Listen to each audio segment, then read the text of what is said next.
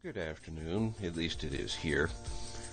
I wasn't planning on doing another entry for the blog today, or even this week, but I was sitting here flipping through Facebook and I ran across Bill Moyers.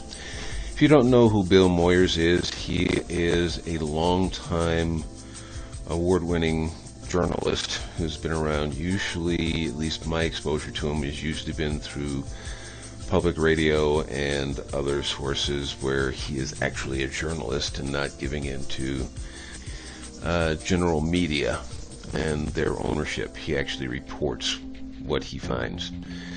Albeit he may not be reporting on some of the really knee-jerking news that's going on these days, but he does probably nowadays more on the commentary side than he does anything else. But anyway, getting into what he's talking about, and the reason why I'm doing this video, or I've done this video today, is the fact that he is reporting on, because he seems to be fairly sick and tired of the debate that goes on between science and the community of believers. And I'm saying believers only because people who say they believe generally is just saying, I believe in this. And why? Because it's written.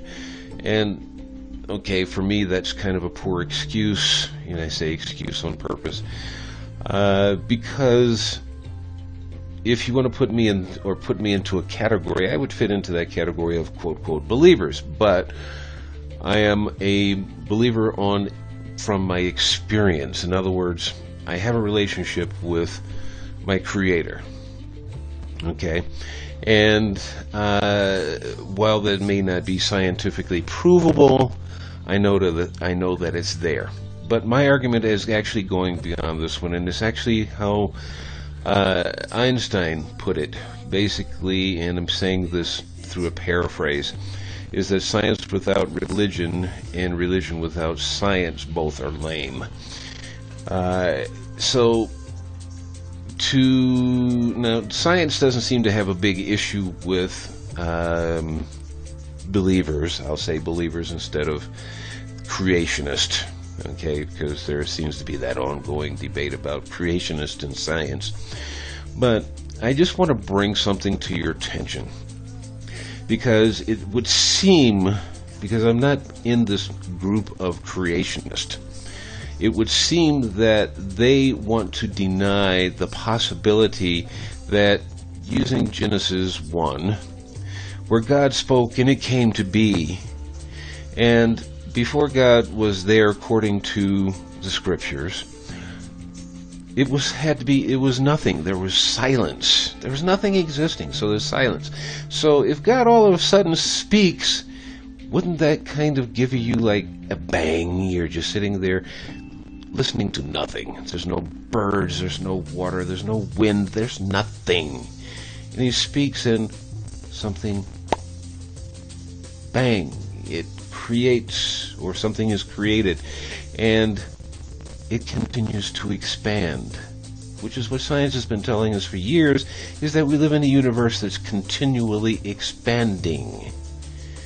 Okay, so if it's continually expanding,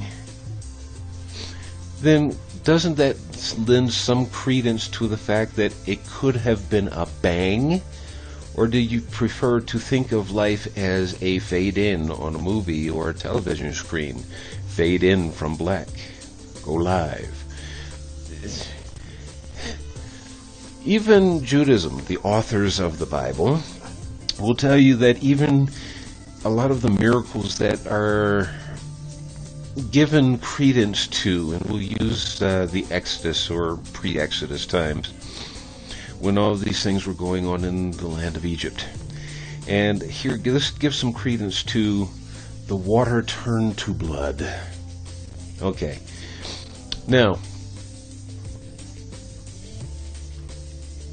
if you take a look at the last couple of years, just within, and I mean literally a couple of years, we have seen in the news that water in different places around the world has been turning blood red, Some has been turning blue, some has been turning green, but it's because of the algae in the water. And it doesn't last for too long. But here is scientific evidence that water can turn to the color of blood.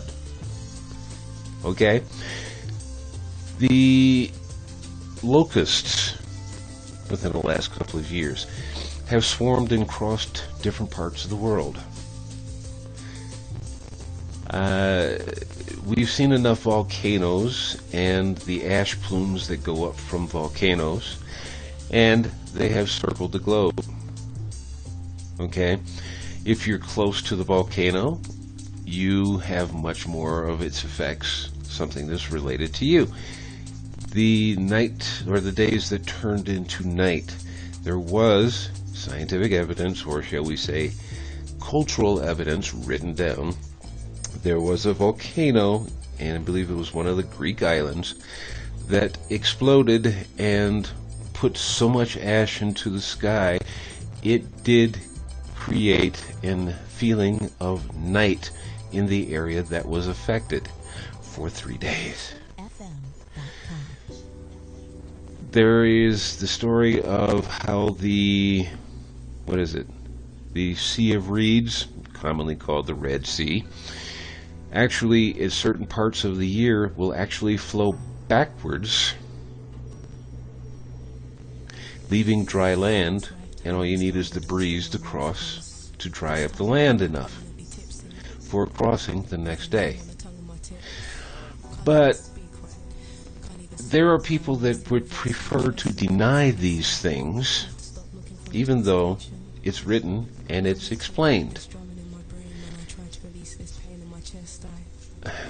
I don't know really how to go any further than this, other than stop the argument, understand that science is trying to understand. There is a difference between theory and fact. And scientific theory is trying to put something together and saying this is how we suppose it will be when it becomes fact, and they can prove it. This is what Neil deGrasse Tyson is talking about, is once you can prove it over and over again, it is no longer a theory, it is a fact. So, if you don't want to believe in science, get up and move to a nice little farm, move out to the country. Don't use anything that has to use technology outside of what you can make with your own hands. Not even a hammer or a screwdriver, unless you can make it yourself. Don't use the computer anymore. Don't use the radio anymore. Don't use the television anymore. Don't use your cell phone or a house phone. Anything. Just trees, wood, fire, and animals. Okay? There's just some things it's just downright ridiculous to argue about.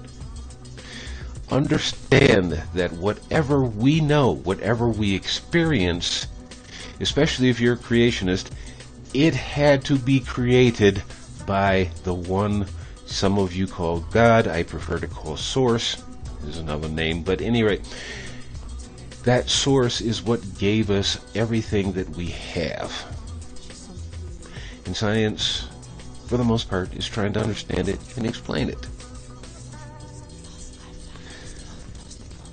Accept what is and move on. If you don't accept what science or anybody is telling you, study it for yourself without being a denialist and saying that doesn't jive with what I believe, so it's wrong. Well, prove it's wrong, other than just saying it's wrong.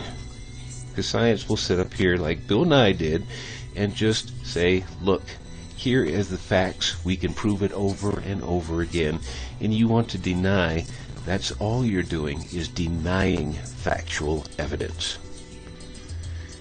Grow up, get over it, understand what is, and if you disagree, study it, research it on your own, and if you find fault with it, then say, here, this is what I found, let's talk about it. Because denial is only putting your head in the sand and going, I don't want to know. Well, thanks for listening to my rant. Hopefully this will help somebody somewhere. Take care and be well.